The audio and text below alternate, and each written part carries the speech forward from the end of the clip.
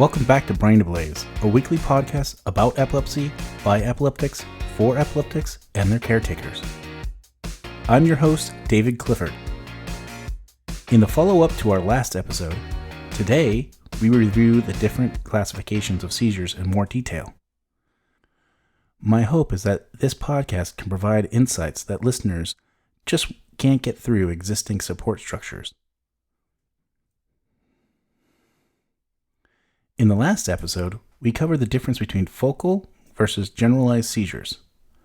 In this episode, we will break down these two classifications further. But first, we'll be right back after a message from our new sponsor.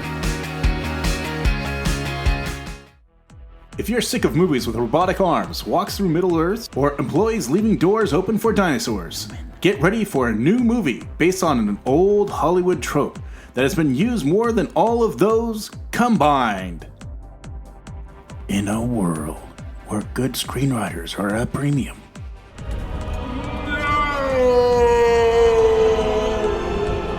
and strange medical jargon just confuses the audience. This guy's got a blown right pupil and an endo-occipital dislocation, open book pelvis, a large open abdominal wound. Comes a movie that is based on a Hollywood trope that has already been used in every medical drama ever. The seizure. When a patient's serious condition, I have some bad news, Tommy. It's your insides. suddenly turns more serious. Oh no, what's going on? He's seizing. Nurse! The seizure will rear its ugly head to ensure that audience pays attention for as much as 5 minutes. I'm here now, Tommy. I'll always be here. Watch as the patient overcomes the seemingly unovercomable condition that has spawned the seizure in the first place. Everybody's depending on me to be there at that football championship spelling bee. Share the patient's confidence that can only be built by winning a battle with the original condition, I'm so proud of you, Tommy. while ignoring the effects of just what having a seizure does to your body and mind. Thanks, Doc. My insides feel great. Be sure to seize the day in theaters and especially on TV this summer and every other summer to the end of time. You guys know that epilepsy is a real thing, right? And if you have a seizure, you lose your license to drive for at least a year.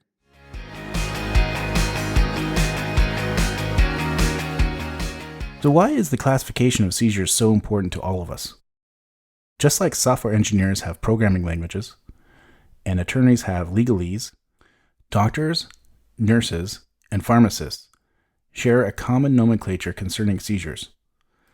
Understanding the basics of their classification system allows us to plug in to a system that is already in place. Rather than requiring a neurologist to continuously translate, or even dumb down to layman's terms, we can have the doctor use their native language to answer questions. The expectation is that no patient will become truly fluent in medical jargon. I mean, who'd want to? But any world traveler will tell you that a lot of information can be communicated with just a few basic sayings, a cheery attitude, and a lot of pointing.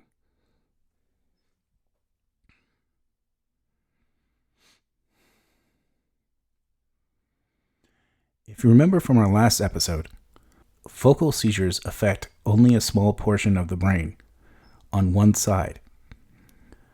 This type is one of the hardest types to diagnose because the person experiencing one often looks like they are just daydreaming. If you look closely, they might perform repetitive movements. Some of the more obvious ones are chewing, swallowing, clenching of the jaw, or grinding of their teeth. Focal seizures can also occur with or without a loss of consciousness. One should be wary about tingling sensations, even jerking of a body part, or an immense feeling of déjà vu. Oh, déjà vu. What did you just say? Nothing, just had a little déjà vu. What did you see? What happened? A black cat went past us, and then another that looked just like it. How much like it? Was it the same cat? Might have been, I'm not sure. Switch, APOC. What is it? A deja vu is usually a glitch in the Matrix. It happens when they change something. Also in our last episode, we described generalized seizures. Unlike focal seizures, generalized seizures affect both halves of the brain. For example, absence seizures, or what your great aunt might have called petit mal seizures, are very common in children. What a spectator might view is that a child will be holding a toy, looking at it, and then putting the toy down, and then picking it up to start playing with it again. It looks very much like buffering when we watch a video online, where things just basically stop and then restart when it comes back up. A tonic seizure causes muscles in the back, arms, or legs to suddenly stiffen. This can actually cause one to fall to the ground. The movement is quite similar to a pencil balanced on the tip falling to lay flat on a desk. If you can imagine one's head is an oversized kid's eraser connected to the tip of that pencil, you can understand how dangerous a fall from a height like that can be. As you can guess from the name, an atonic seizure, also called a drop seizure, is similar. Rather than muscles suddenly stiffening, they suddenly relax.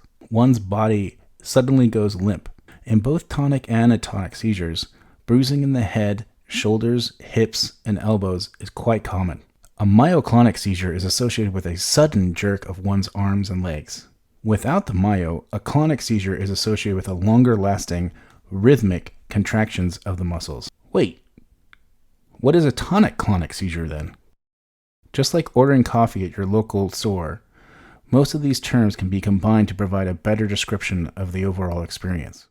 I'd like to get a large half-calf scalded almond milk latte, 4 pumps vanilla, 1 pump cinnamon with an extra half shot, sweetened with agave nectar at 167 degrees with room for cream.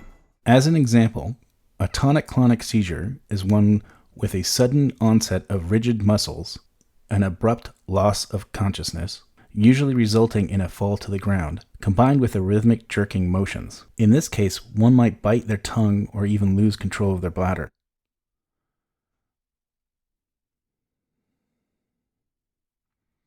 The terms focal onset and generalized onset are actually new labels provided in a 2017 revamp of the naming classification by the International League Against Epilepsy. As you can imagine, most documentation does not abide by the new naming convention. Here are a few antiquated terms that you might run into when you're reading other documentation.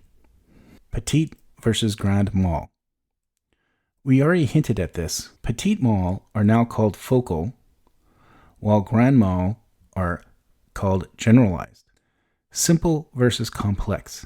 These terms are associated with the ability for the person to be aware during the seizure. Simple means they are aware when the seizure is going on, whereas complex means they're impaired awareness.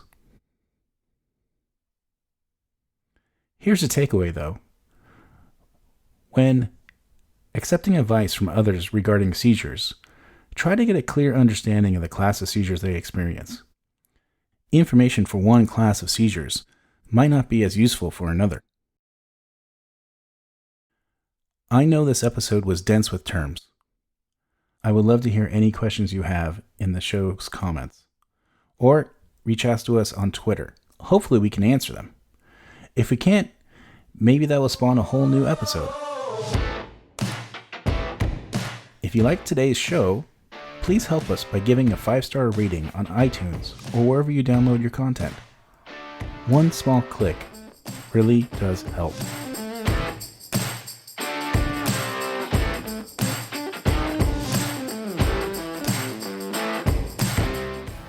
See you next time.